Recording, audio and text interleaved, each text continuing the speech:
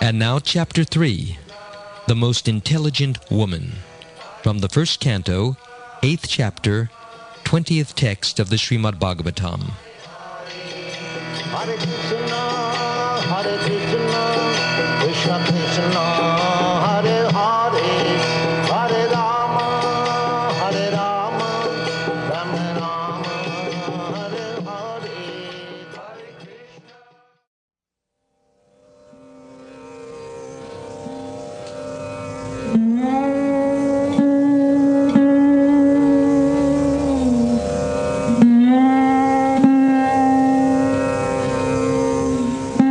Tata Paramahamsanam Muninam Amalatmanam Bhakti Yoga Vedanartam Katam Pashyema Histriyaha.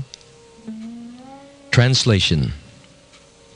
You yourself descend to propagate the transcendental science of devotional service unto the hearts of the advanced transcendentalists and mental speculators, who are purified by being able to discriminate between matter and spirit. How then can we women know you perfectly?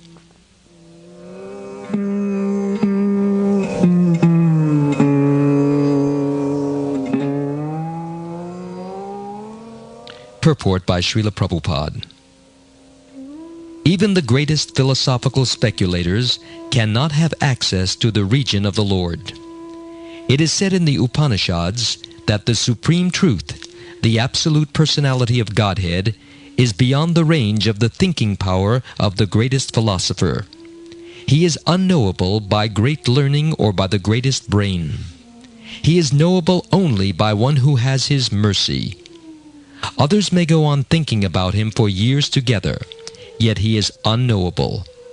This very fact is corroborated by the queen, who is playing the part of an innocent woman. Women in general are unable to speculate like philosophers, but they are blessed by the Lord because they believe at once in the superiority and almightiness of the Lord, and thus they offer obeisances without reservation. The Lord is so kind that He does not show special favor only to one who is a great philosopher. He knows the sincerity of purpose. For this reason only, women generally assemble in great number in any sort of religious function. In every country and in every sect of religion, it appears that the women are more interested than the men. This simplicity of acceptance of the Lord's authority is more effective than showy, insincere religious fervor. Kunti Devi prayed to the Lord very submissively, and this is the symptom of a Vaishnava. The Lord, Krishna, had come to Kunti Devi to offer respect to her by taking the dust of her feet. Because Krishna considered Kunti Devi his aunt, he used to touch her feet.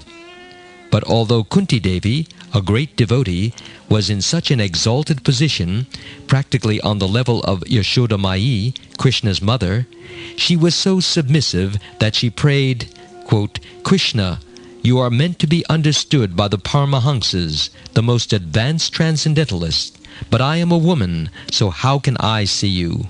Unquote.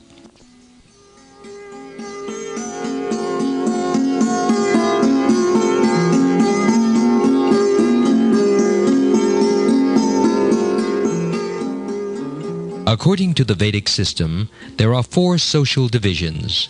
Chatur Varnyam Maya Shrishtam. The highest members of the social order are the Brahmins, those who are intelligent, and then come the Kshatriyas, military men and administrators, the Vaishyas, farmers and businessmen, and finally the Shudras, or ordinary laborers.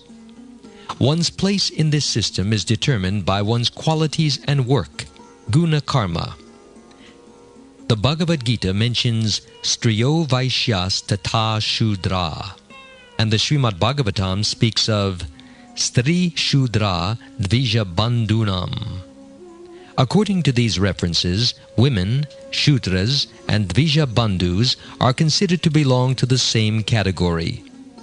The word Dvija Bandhu refers to one who is born in an exalted Brahmin or Kshatriya family, but who has no qualifications of his own. One's social standing, according to the Vedic system, is determined by one's qualifications. This is very practical. Suppose a man is born the son of a high court judge. This does not mean that he himself is also a high court judge. Yet because one happens to take birth in a Brahmin family, even if he has no qualifications and is rascal number one, he claims to be a Brahmin, and although his qualifications are less than those of a Shudra, people accept him as a Brahmin. This has caused the downfall of the Vedic civilization. The Brahmins in India are sometimes very much against my movement because I train and accept Brahmins from Europe and America. But we do not care about their arguments, nor will any other reasonable man. Sri Chaitanya Mahaprabhu said, Prithivite ache yata nagaradi grama, sarvatra prachara haibe mora nama, which means, quote, in every town, city, and village of the world, the Krishna consciousness movement will be preached, unquote. How is it then that Europeans and Americans will not become Brahmins?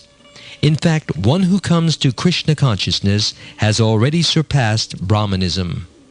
As stated in Bhagavad Gita, chapter 14, text 26, Mam chayo vyapacharena bhakti yogena sevate sagunan samatityaitan brahma bhuyaya kalpate, which means, quote, one who takes to bhakti yoga surpasses the modes of material nature and comes immediately to the transcendental platform, or Brahma Bhuta, unquote.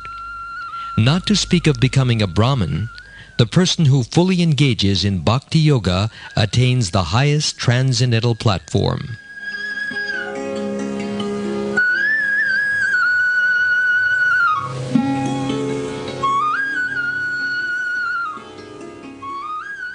The stereotyped, crippled idea that only a person born in a Brahmin family can become a Brahmin has killed Vedic civilization, but now we are reviving the correct understanding that the attainment of perfection is meant for everyone. In Bhagavad Gita, chapter 9, text 32, Lord Krishna says, Mam hi partha vyapashritya ye pisyu papa yonaya striyo vaishyas tata shudras te piyanti param gatim, which means, quote, O son of Pritha, those who take shelter in me, though they be low-born, women, Vaishyas, or Shudras, can approach the supreme destination, unquote. Thus, although women, Shudras, and Vaishyas are ordinarily considered to belong to a lower class, when one becomes a devotee, he or she goes beyond such designations. Women, Shudras, and Vaishyas are ordinarily regarded as less intelligent. But if one takes to Krishna consciousness, one is the most intelligent. As stated in the Chaitanya Charitamrita, Krishna ye bhaje se bada chatura. And Chaitanya Mahaprabhu says, E rupe brahmanda brahmate kona bhagyavan jiva Guru Krishna prasade paya bhakti lata bij, which means, quote, among all the living entities wandering throughout the universe, one who is very fortunate receives, by the mercy of the spiritual master and the mercy of Krishna, the seed of devotional service, unquote. From the Chaitanya Charitamrita, Madhya Lila, chapter 19, text 151. The Krishna consciousness movement does not consist of wretched, unfortunate men. No, it consists of the most fortunate. One who has taken to Krishna consciousness is to be considered the most fortunate because he has found the way to act so that his life will be perfect.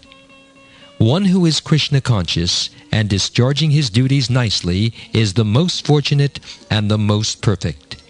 This is humbly stated here by Kunti Devi. Although Kunti had the body of a woman, she was a devotee. Therefore, she was not like an ordinary unintelligent woman.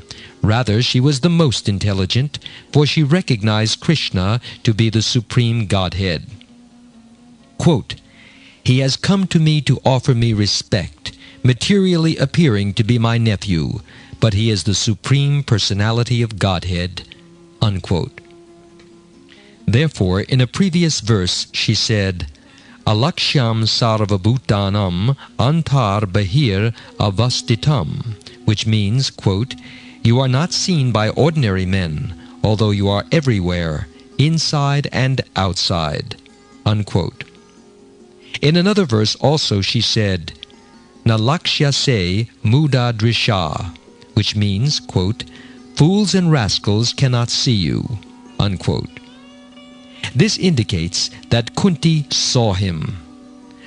Unless she were able to see Krishna as he is, how could she say, "Nalakshyase muda drisha"?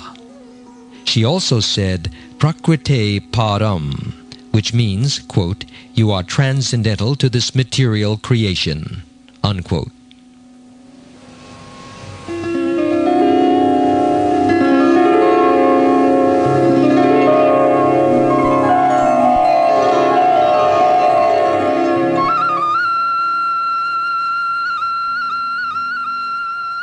Now here also, in this verse, Kunti continues to express herself with humility. This humility is very good in devotional service. Therefore, Sri Krishna Chaitanya Mahaprabhu teaches us, "Trinadapi sunichena taror api sahishnuna," which means, quote, "One should be more tolerant than the tree and humbler than the grass to make progress in spiritual life." Unquote.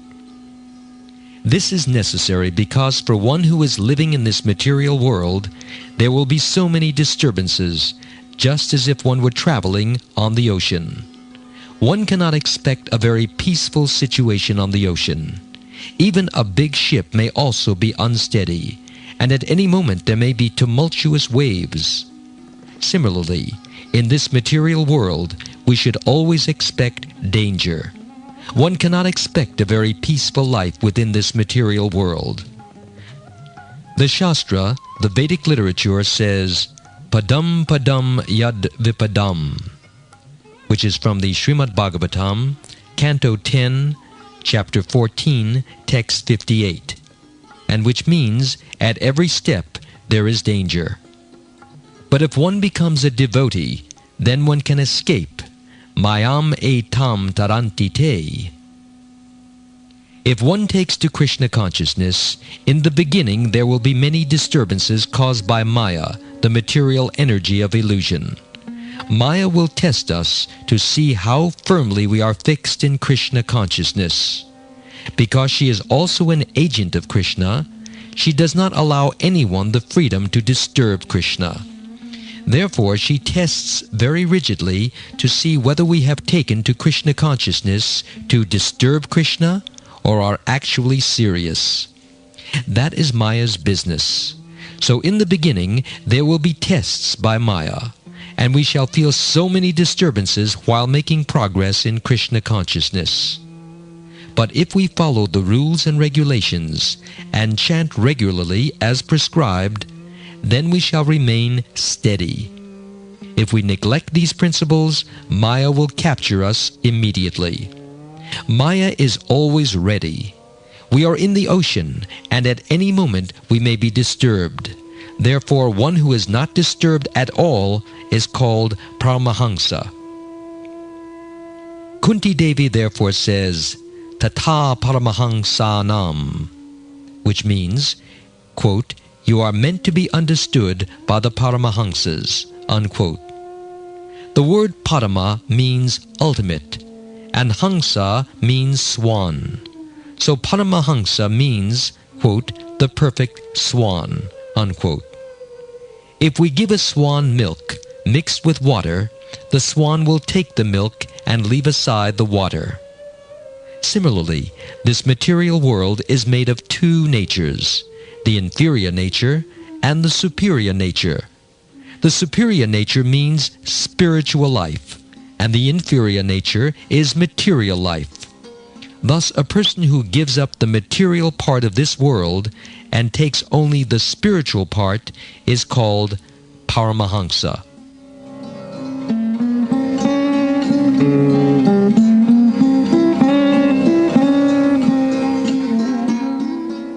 One should know that the activities of the body are due to the soul within the body. That is the real fact. The body is only the outward covering. Similarly, one should know that Krishna is the real center of all activities, and one who knows this is a Paramahamsa. Thus, Bhakti Yoga is for the Paramahamsa, one who knows that Krishna is the central fact. Krishna says in Bhagavad Gita, Aham sarvasya prabhavo mata sarvam pravartate, which means, quote, I am the source of everything. Everything emanates from me, unquote. So one who knows, not only theoretically but practically, that Krishna is the cause of all causes, one who is convinced of this is a Paramahamsa. Kunti Devi says, quote, You are meant for the Paramahamsas, not for the rascals and fools. You are meant for the Paramahamsas and Munis, unquote. The word Muninam refers to those who are thoughtful or to mental speculators, and the word Amalatmanam refers to one who has no dirty things in his heart. The heart of a materialistic person is full of dirty things. What are those dirty things? Lust and greed. All materialistic persons are lusty and greedy, and therefore their hearts are understood to be full of dirty things. But Amalat Manam refers to those who are freed from these two contaminations. Bhakti Yoga is meant for those whose hearts are cleansed, not for the lusty and greedy. Of course, those who are lusty and greedy may try to advance, and gradually they may do so. But once one is situated in Bhakti Yoga, there is no more lust or greed. Viraktir anyatra cha.